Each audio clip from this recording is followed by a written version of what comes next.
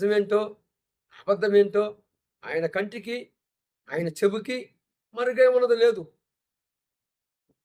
కానీ ఈమె నాకు దక్కనిది ఇతరులకు దక్కకూడదు, నాకు దక్కనివాడు ఇతరులకు దక్కకూడదు అని ఏమనుకుందో ఏమో.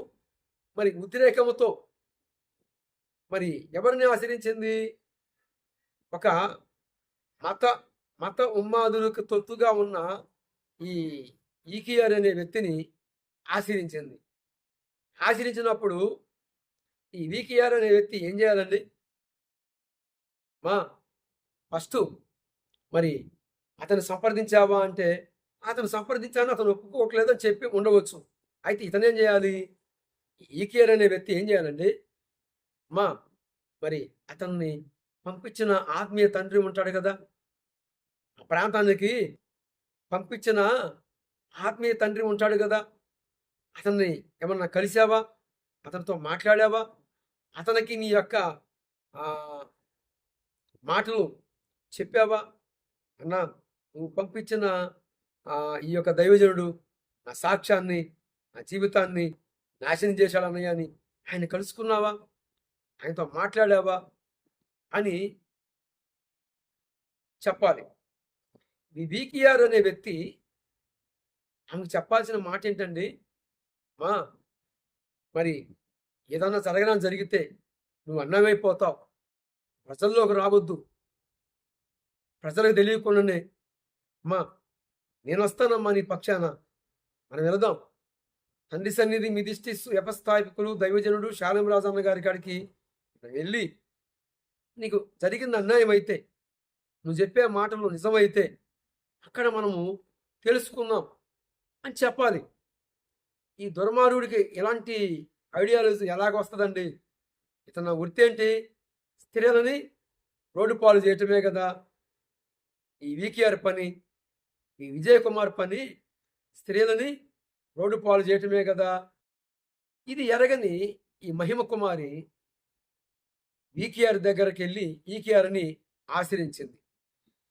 నేను ఫస్ట్ చెప్పిన మాటలన్నీ కూడా వీకిఆర్ చెప్తే బాగుండేదిగా, అవును కదా.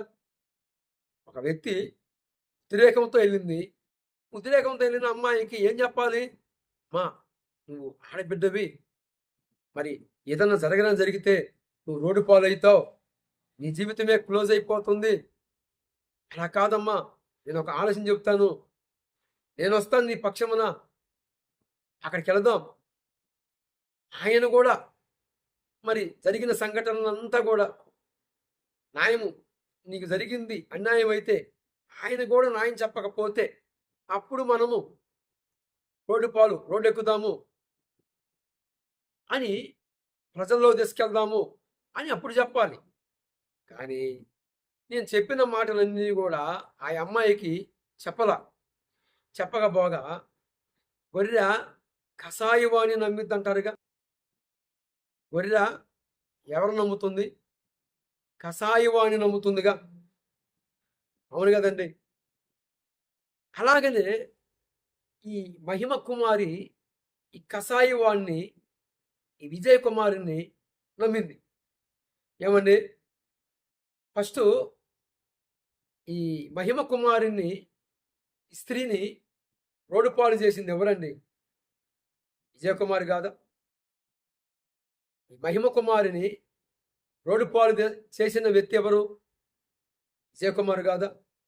ఒక వీడియో క్లిప్పు పెట్టి తండ్రి సన్నిధి మిదిష్టి వ్యవస్థాపకులు శాలంరాజు గారు పంపించిన నంద్యాల బ్రాంచ్లో ప్రభు కుమార్ అనే వ్యక్తి దైవజనుడు మహిమ కుమారిని ఘోరాతి ఘోరంగా మరి ఆమెని అన్యాయం చేశాడు. ఆమె గర్భవతి. ఏమండి, ఆమె రోడ్డు పాలు కావటానికి కారకులు ఎవరు? ఎవరినైతే ఈ మహిమ కుమారి ఆశ్రయించిందో వారే కదా. విజయ్ కుమారు కాదా? వీకిఆర్ కాదా? ఈ మహిమ కుమారిని రోడ్డు పాలు చేసింది ఎవరండి? ఈ వీకిఆర్ కాదా? జ్ఞానులు విఘ్నులు ఆలోచించాలి. ఈమె ఎవరిని ఆశ్రయించింది? గొర్రె కషాయవాణి నమ్మినట్లుగా వీకిఆర్ని ఆశ్రయించింది. ఈమె ఎవరి దగ్గర రావాలి? తండ్రి సన్నిధి మిదిష్టిస్ వ్యవస్థాపకులు దైవజనుడు షాజామన్న దగ్గరకు వస్తే ఎంతో బాగుండేది. వాస్తవేంటో నిజమేంటో అన్నీ ఆయన చూసి, ఒకవేళ ఈ మహిమ కుమారి అన్యాయమే జరిగితే, దగా పడితే, ఎవరి మీదటి ఫిర్యాదు చేసిందో ఆ ఫిర్యాదు చేయబడిన వ్యక్తిని పిలిపించి అన్న సమక్షంలోనే అన్న న్యాయం తీర్చడా? ఏమండి, ఈ మహిమ కుమారి చెప్పే మాటలన్నీ కూడా అబద్ధాలు గనుక సత్య సంబంధుల గాడికి రాలేకపోయింది అని చెప్పాలి. ఇది మీకు నేను చెబుతున్న మాటలు అంటే మహిమ కుమారిలో హృదయంలో ఉన్న మాటలు నా కొద్దిగా గొప్ప ఒక సిగ్నల్ ఉంటుంది. దేవుని యొక్క దేవుని సేవకునికి సత్య సంబంధులుగా ఉన్న వ్యక్తులు